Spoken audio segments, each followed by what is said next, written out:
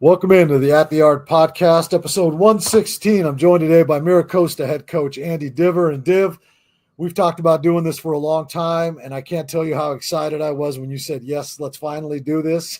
So, man, welcome to the podcast. Appreciate you doing it, man. Thanks, Les. Appreciate the opportunity to speak with you. Always good for me to be enlightened by a guy who's got a grasp on high school baseball in California better than anybody. So I'm fired up to be here.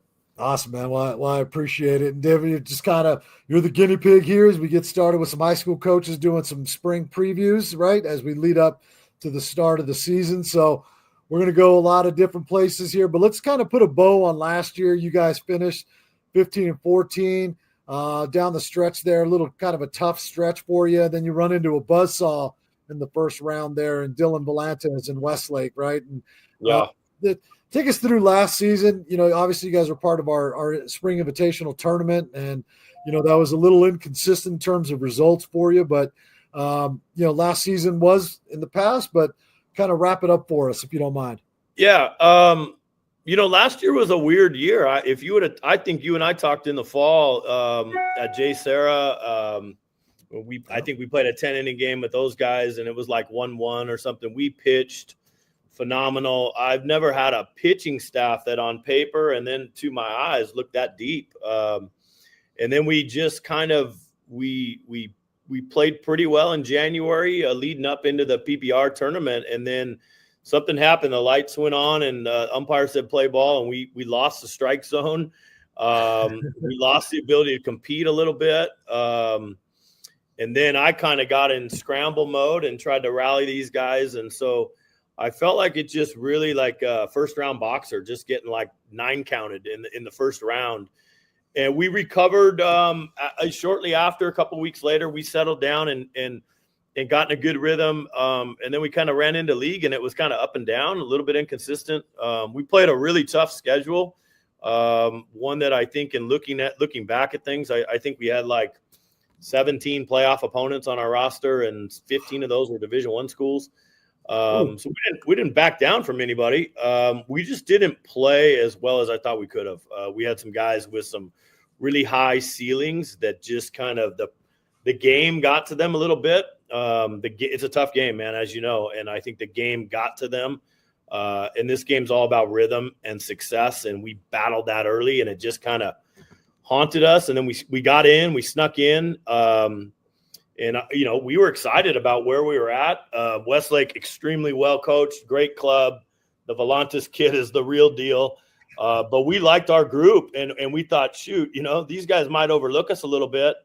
Their head coach and I, Wally, we talked at home plate before. He said, you guys were the one group we didn't want to see just because they knew our depth, right, and knew that we had some names.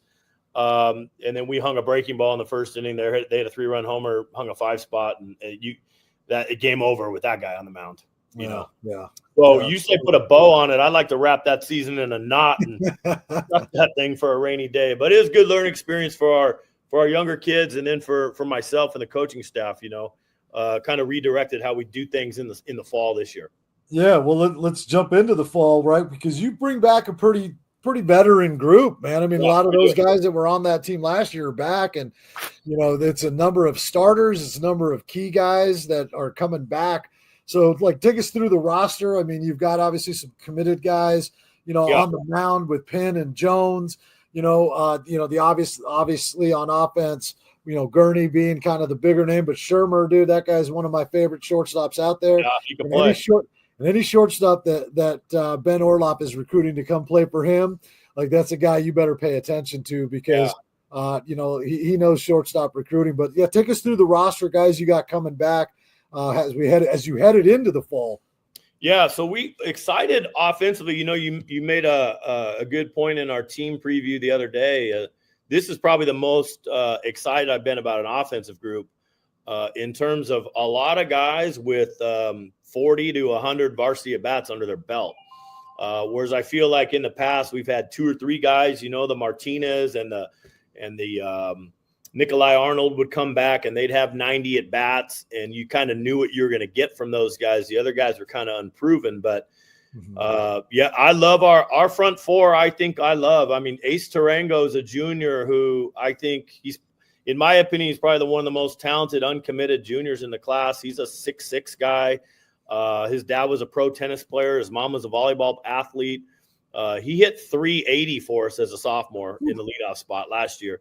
He can small ball. He can fly. He's about 180 right now, and a lot of the big schools are saying if you get up to 190, we're going to pull the trigger on you.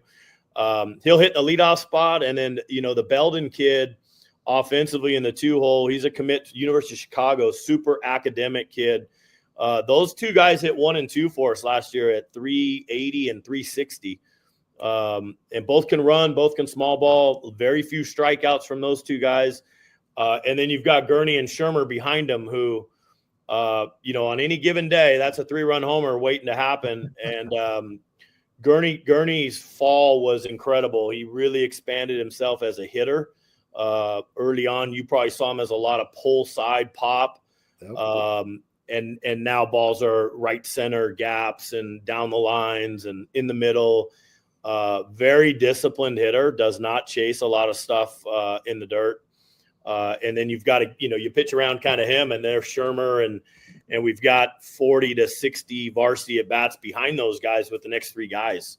We got a transfer named Joaquin Scholler he'll sit out the period, but he was an Bay League all-league kid as a sophomore at Culver in our league last year. Really has some sock from the left side, and then there's some veterans in Sawin and Bernstein who both had 45 at bats as juniors last year. Yeah, so I mean that your offense looks again pretty loaded. I mean, what you got coming back, and it's funny you mentioned Gurney. I mean, it seems like he's been there for 15 years. Yeah. 4-year guy, right? Football player early, and just like seems like you've had him forever. And I'm glad you touched on his development as a hitter. Tell us more about that, because it was kind of some swing and miss there. Obviously the power is very real. We've all witnessed that. There was some swing and miss, but you're saying that he's starting to go the other way, the opposite gaps, dead away center. That as somebody who follows that stuff closely is very exciting because the power's there and the potential is limitless. Yeah. He hits balls that, he hit a ball at El Camino Real. I mean, Josh and I know each other a long time. And, after the game, he said, I've never seen a ball hit there in my life. It was, no exaggeration, probably 460, 470 maybe. But he has, I think he led our team in walks last year, which says a lot too. And he's cut down the strikeouts. Big power guys, they'll either chase that breaking ball in the dirt or they'll go after that fastball up. He'll chase the fastball up a little bit, but good luck. I mean, it better be starting with a 9. Otherwise, he's going to turn that thing around. Yeah. So I don't know if intentionally guys are going to go there, and that's a big gamble if you miss. But he's just become a really complete hitter, and he runs really well too, Les. Yeah. He looks like a linebacker from Nebraska in the 90s, but he runs too. A lot of left side base hits last year, and now during the fall, it's kind of been 4-hole to 6-hole.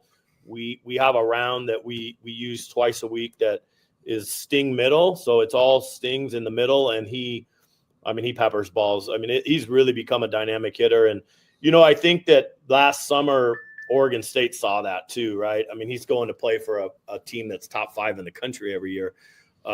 They're not just recruiting a pull side pop guy. Like he's got some hit ability to him. So he's really grown up and matured in that area. And so we're going to lean on him. He's going to hit 3rd or 4th. Him and Shermer are interchangeable there.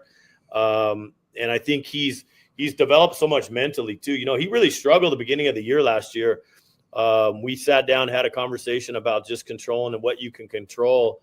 And he's really turned into a very good mental guy in terms of the hitting, I think early on he was football mindset, and if he didn't hit a home run or a double, he was upset with himself. And now he's kind of just embraced the struggle of hitting. Right, it's a real thing for these kids, and he's done a good job with it. So a lot of growth. He's going to play center field for us, and his arm has gotten better, and we're excited about winning. He's going to have a good season.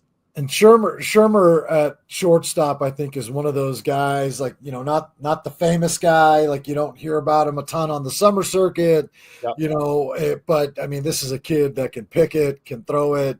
It's probably going to work a little bit as your closer this spring as well. One of the guys that, I mean, I really like every time I've seen him, just continues to impress, but the defense, I mean, that's pretty good. Yeah, so he played third base for us last year, and he was a shortstop as a sophomore on the JV team. And then he would come in and play short when Max pitched for us last year. But he's super athletic. I mean, he reminds me a lot of Corey Seager body-wise. Obviously he hits from the right side of the plate, but the arm strength is there. He's been upper 90s across the diamond, I think. I don't pay a whole lot of attention to that, but he's got a cannon. He's got a cannon for sure. Kind of like a younger version of I remember watching Tulowitzki play at Long Beach when I was at Arizona, and kind of the same, a kid that big, he's athletic. You're right. He looks the part athletic, but he goes and gets balls in the 6 hole and throws them across the diamond with a lot of velocity, good hands. I think now just trying to grow into the body and the feet, and everything kind of working in sync, but he'll do a good job for us there. And then he can swing it. He's become a guy too. He got really hot at the end of the year, hit a couple home runs down the stretch for us, but really the ability to go to the right side with things and right center field gap. It's important. 90% of the fastballs we're going to call this year are going to be outer half, right? So these guys got to understand they're going to get pitched that way. But yeah, Sherm is a good player, super hard worker, phenomenal student. And like you said, when you opened, Coach Orloff, that dude knows infielders. I watched Ben play when I was, I coached against him when he was at Irvine, and solid player. And he's an Irvine guy, right? That dude could be a shortstop, a third baseman, a first baseman for them for 4 years, Yeah. And he's got some pro interest. There's been some pro guys out watching him because it's just pretty natural for his size and athleticism. It comes out pretty good. Yeah, once that frame fills out and gets a little more physically mature, that's going to be pretty intriguing. But let's pivot over to your pitching. Last year, Alito McBean was, kind of your guy, right? Your horse on the mound. And, he's now transitioned, graduated out of high school. But, I mean, you bring back a pretty darn good rotation with four. Yeah, we got some guys. We got some guys that do some different things. It's exciting for me because there's 2 guys on our staff that are going to fly under everybody's radar that could end up being the 1 and 2 when it's all said and done. But there's a kid named Garrett Jacobs who came up. He's really starting to grow. He's going to be about 85, a real breaking ball, but the dude can pitch. The dude can flat out pitch. And we haven't really had a guy like that. Even in my days back to Redondo, we rode Dahlquist and Thaw, and those were power arms. And then here at Costa, we've always kind of had some power arms. So he's a click below with the radar, but his pitchability is as high as anybody we've had. He can really, really pitch. He's athletic. He competes. Even keel, doesn't get phased by anything. And then Dylan Sawin is a senior who was a spot guy. He probably had 20 innings for us. He's going to go about the same, 85 with control of a breaking ball. But those 2 dudes can really eat innings. They're strike throwers. Good tempo, they compete, and I think we're going to play some defense, and I think we're going to score some runs. So I really like how those 2 guys set up into our kind of everyday plans. And then you have the 2 guys that, the sky is the ceiling for them in terms of their potential with Penn and Jones. Penn shut down a little bit in the fall with some back issues, and now he's clean bill of health, and he's got some innings and some starts under him that are going to be quality from last year. Start against Cypress, start against Torrance, really good programs. And then Jones, he's electric. There's some times I've seen him 93, 95 with the breaking ball. He a little bit up and down in the fall early, tweaking some stuff with his mechanics, and then we tightened some things up. And I think those 2 guys with filling in some spot starts and filling in a lot of relief, those are four really good dudes right there. Yeah, well, and then are you bringing Shermer in to close? Is that the plan? He can close a little bit.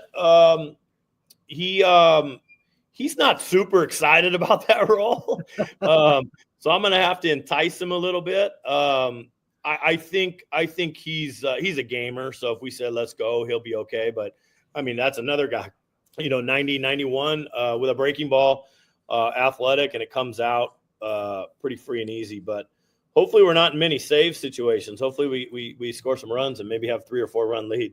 All right. But we got, there's some young arms on the staff that are just good pitchers, good high school pitchers with good stuff. I'm really excited, man. There's a freshman in our program named Kekoa De La Torre, and this kid is going to be – he got a chance to be one of the best ones to come through here if it just progresses.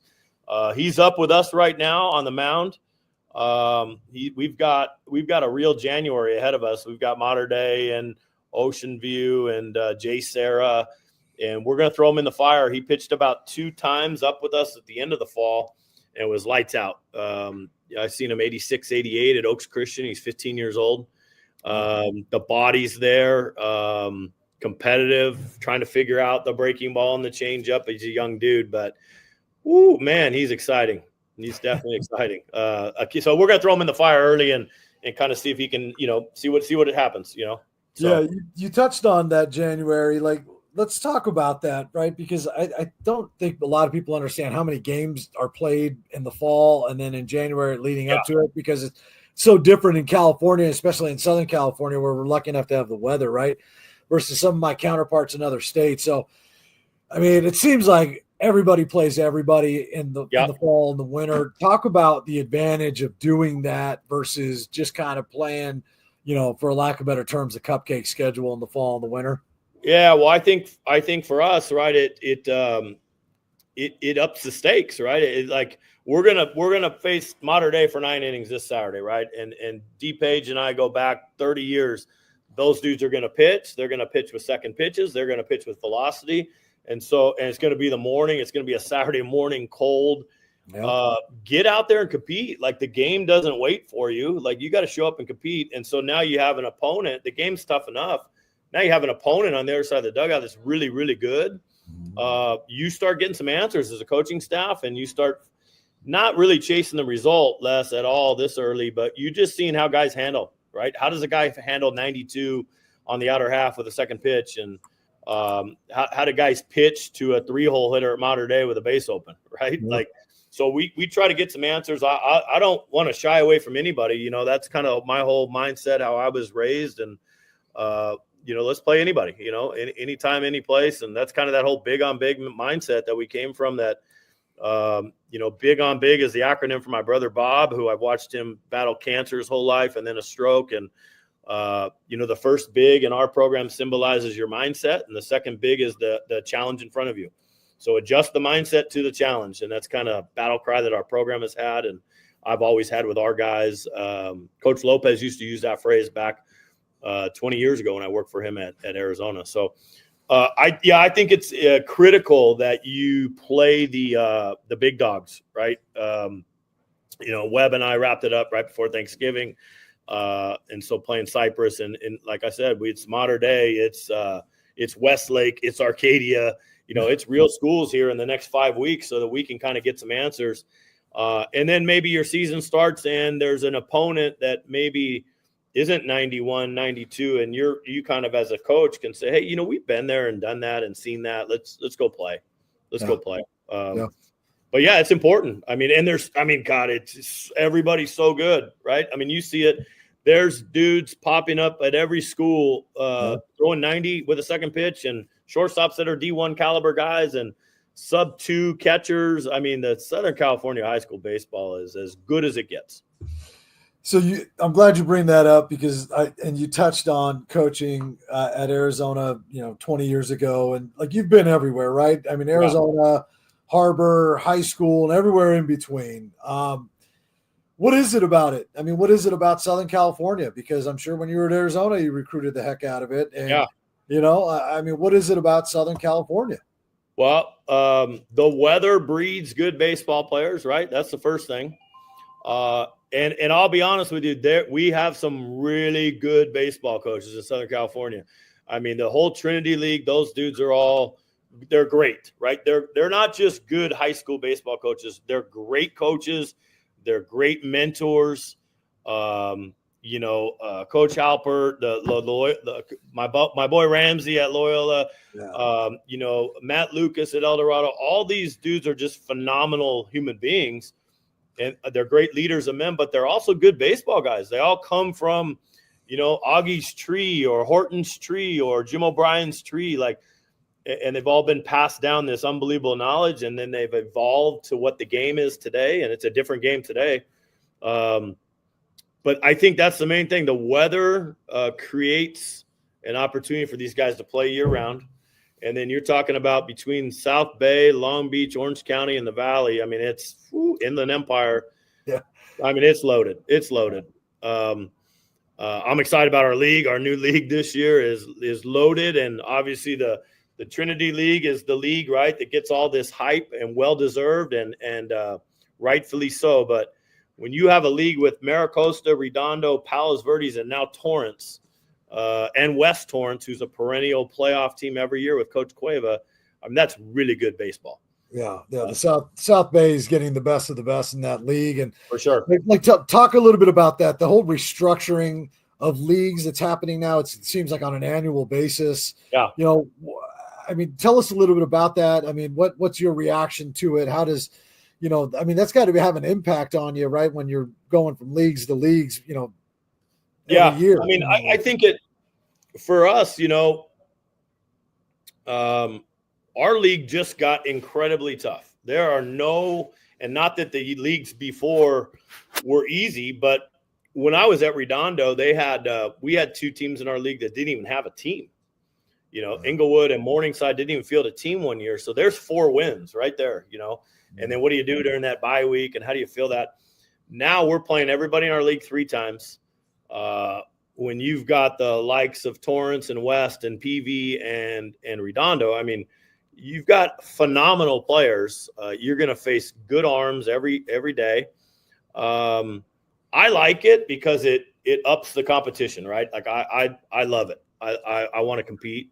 I've known all these dudes for a long time. So competing against them is awesome. The only thing that's confusing for me is how they're going to realign these playoffs, right? That's the only thing is, you had the Division I things were always set, and then the Division II, and it was a little bit weird because it was kind of what you did last year or the year before. That really good Redondo team we had that lost to Santa Margarita at the end. The next year we lost everybody, and then we get thrown in Division I. Right. But we just graduated, Dahlquist and Dicochea and Thaw and all these guys. So it's a weird deal how this year is like a power ranking of who you play and wins, and losses might help you if you're losing to the right team. So I don't know. Let's just go play when it's all said and done. But yeah, the league is going to be legit. Yeah, you jumped the gun on me a little bit there. I was going to ask you about the playoff stuff, but I mean, it's like you said, right? You don't know who the divisions are. You don't know what division you're in. Last year doesn't matter. I mean, if you have the correct losses, I guess you can put it. I mean, You could be like Penn State, who lost to Ohio State, but they get ranked high, right? So it's like, I like that part, right? Because who you play, who you beat, and who you lose to matters, right? Or at least it should matter, right? Because too often we get these teams that just throw up a cupcake schedule, then they get a top 2 or 3 seed, and then they're out in the second round or out in the first round. And it's like, man, that you could have seen that coming, right? So it's going to be interesting how they do that. And I mean, as a head coach, it sounds like you don't really know a whole lot more at this point, do you? Yeah, you don't. What you know is, like, traditionally you look at the schedule. So some of our non-league, right? We've got Lakewood, and then we've got Notre Dame, and I think Oaks is on there. So we have some teams that we're in the El Segundo tournament. So you've got some playoff teams there. But the way they restructured our league, and then the start date being different than our spring break. So we've always been in the National Classic. We couldn't go this year because that's when we have league play that week. So it's kind of a crapshoot. You can say, well, traditionally Notre Dame's always going to be really good, so let's hopefully get a game with them. Yeah. But you could run into a couple years ago we played a Centennial team, and they had a great season. And the year before that, they were down a little bit. Or, like an Ayala team is always a really good club. Yeah. Coach always does a fantastic job there. So you want to try to get teams like that on your schedule, where obviously it's good competition. It's getting you ready for the end goal, which is league play and CIF.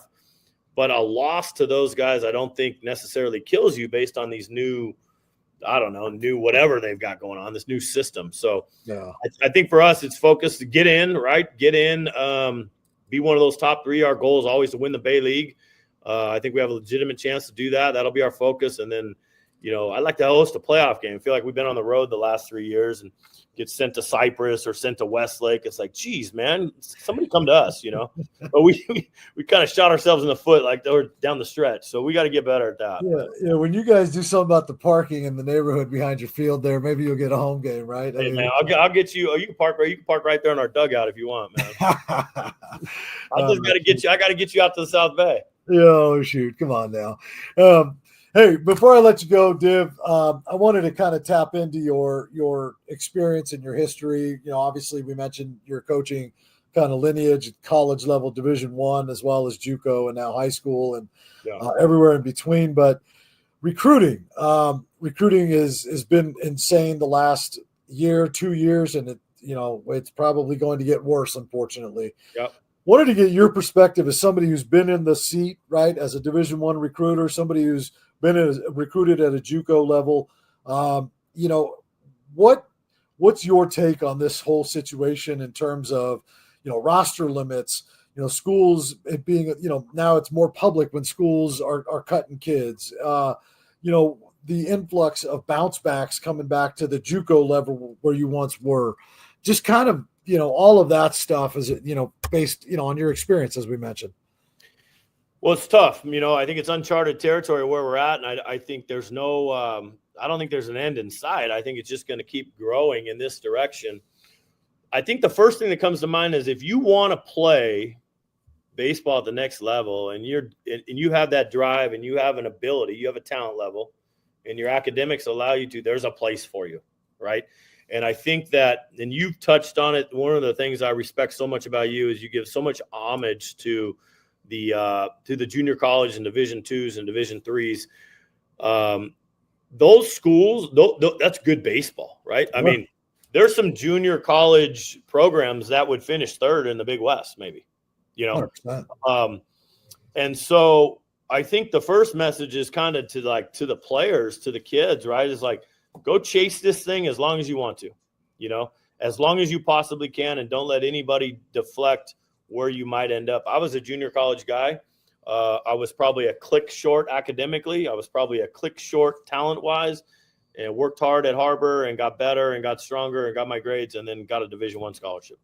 And I was average, but I loved the game so much. And so I think the first thing is don't be deterred by the numbers and the bounce backs. Go find your place, right? Go find your place. Junior college baseball is a great outlet. And if they're giving you now these years, right? Geez, man. I mean, now it's even more enticing, right? So you're a 2025 grad and maybe you don't have a scholarship offer. Go to the junior college, go to El Camino, which is a top 5 team in the state every year. Get better and then transfer to a 4-year in 2 years, when maybe you're bigger and stronger and they have a need. Or go to a Division II school, because baseball's it's great baseball being played all over the country at all different levels. I think we're in a tough one though, right? Because we have fallen victim to chasing these metrics, right? And I'm an old school. I know you're old school. Your business has some metrics attached to it, but you can either play or you can't. And unfortunately, for the kid that's 86, 87 on the mound that can really pitch, he's going to get overlooked by these big schools by the guy who throws 93, right. And 93 doesn't mean better. It just means harder. That's it. Right. And so we're in a dog eat dog world with this thing. It's a bunch of sharks feeding on each other is what it is, because everybody, and now you got the money situation and the opportunities for college players to be paid, and they're just going to bounce from place to place wherever. We don't see it as much with the baseball, but it's going to happen. Yeah, it's going to happen. The SEC is going to attract everybody because they have all the money. Right. Right. Yeah. No, I mean, listen, I don't necessarily think paying them is a bad thing, right? No, not at all. Not at all. Paying them and allowing them to go to the highest bidder. I mean, That's now we've just created free agency, which, obviously is not, at the premise of college athletics. I mean, granted, I mean, it's been happening behind closed doors for a long time, but 100%. But still, I think paying them, sure, if you can afford to pay them, right? Yeah. But I don't have a problem with that because in the end, they are making you a ton of money, so they are in theory employees. Yeah, 100%. However, I think. Go ahead. Les. Yeah, I guess. I mean, just to put a bow on it, though, I think it's important that there be some sort of understanding. Like, dude, you can't just go play here for 1 year. They're going to pay you, and then all of a sudden this school is going to pay you more. So then you go there the next year, and then there the next year, then there the next year. Like, I don't think that's kosher at all. But paying them, hey, so be it. Like, if you want to pay them, pay them. Yeah. Well, and that that whole pay that's one part of it. But like you said, the jump around from place to place, commitment, loyalty, culture. Those are all things that they'll never waver from our program. And maybe at the Division I level, that's a harder thing to buy in for kids to buy into, I'm sure, right? If you're a shortstop, at a fourth place team in the Big West, and then all of a sudden the third place team in the SEC comes calling, commitment and culture, that's out the window. Right. And so I don't like that part of it. I don't like that part at all. You and I are around the same age. I guarantee your dad, and I know nothing about your upbringing, but if you started it, you finished it. I don't care if you didn't like that coach or not. You didn't quit. Right. And I think so. We're dealing with that too at the next level. Is that they get there and they're not getting the red carpet treatment they think they deserve. That maybe they were pumped through mom and dad or pumped through their travel ball coaches. That's probably a whole new podcast for you and I. But those it's tough because the foundations by which this game and should stand on, I think it's getting wavered a little bit with culture and commitment and hard work, and there's a lot more flash going on these days. Yeah, well, I mean, I'm partly to blame for a lot, for that stuff too, and what I do, and the social media element and all that. No, stuff. but I mean, that part's good. That part's good, right? And that part is it's just on a different level, right? But I remember being, in high school in the South Bay and checking the Daily Breeze stats every Thursday. Yeah. That would be printed out with every kid in every high school program in the South Bay and in Long Beach. And you try to compete with batting average. There's nothing different than what's happening today. It's just it's on a different scope. But I think it's how kids respond to these things is what has changed. If I hit 330 and someone else is hitting 350, I got hungry to try to hit 350. Now the kid who's hitting 330 is hiring a new hitting coach and blaming somebody for them not hitting 350. Right. I think that's the. But that's definitely a topic for a different podcast. Yeah, one that won't be recorded and be held in an adults only space. That's right. Yeah. That one be maybe you and me and a couple coaches. On the golf course. That's right. It's funny. I talked to Webb. Webb and I go way back from just JC days, but him and I were talking before Thanksgiving. We played the Saturday before Thanksgiving. He said something to me, and I always try to pick his brain on something. I have so much respect for Coach Webb. But I asked him, I said, what do you, how do you handle all this stuff now, right? It's a different generation and all these kids. And he said something to me that I took with our kids this past week. And he said, the world around our program has gotten soft, right? People have gotten soft in terms of, my kid's not playing or, I only listen to my hitting coach or whatever you want to, however you want to umbrella it. But he said, we try to keep soft out of our program. And I love that. I love that so much because the only edge that I had as a player was my mindset. I thought that I was mentally tough. And so we talked about that the other day, like, hey, no matter what's going on outside for the 2.5 hours you put on the Mustang jersey, we got to keep soft out of our program. We have to be committed to playing hard and being mentally tough. And, we have a script that we want the other coach to say, hey, today we play Mira Costa, get ready because they're going to compete. They're going to be disciplined and they're going to play the game the right way. And so I think and they're tough, right? They're tough. And so I think that's the thing that, grit and elbow grease and all the things you want to call it is something that we try to do. And something that I think is harder for those Division I schools now to maintain, right? Because you don't know if a kid's really there because he's got grit, wants to be there, or is he there just as a landing spot for a little bit, Right. So, right. But yeah, it's a tricky one. I'm glad I'm not recruiting Division I players anymore. Right. No doubt. Yeah. Well, I'll tell you what I'm glad about, and that's you hopping on this podcast with me and making fire some me time up, for man. me and doing this with us and sharing some insight and, previewing your club and whatnot. And yeah, we got a world of experience, and I love to pick your brain. So, dude, I appreciate you so much. Hours. I love everything you do for our sport and for these young men, and we need more people like you in our game, and we're better. Our game is better because of you and PBR, no doubt about it. Well, I do have a bone to pick with you. You begged me for a whole fall to get a hat. I hook you up with a beautiful hat, and now you're wearing some camouflage thing. I know your loyalties are with PBR, but man, oh man, you would have fired me up if you'd have come on with a Costa hat on today. That would have. Oh man, you got to stay on brand, And then I hear you. If I come on with a Costa hat, you know how much junk I'm going to get from everyone else. I love it, man. I love it. Well, I'll tell you what, man. I'll see you down the road, and we're gonna play good. We're gonna pitch good. We'll be back in your PBR next year for you. Absolutely. I love it, Div. Thanks for doing this, buddy. All right, man. I'll talk to you soon. Thanks, Les. All righty.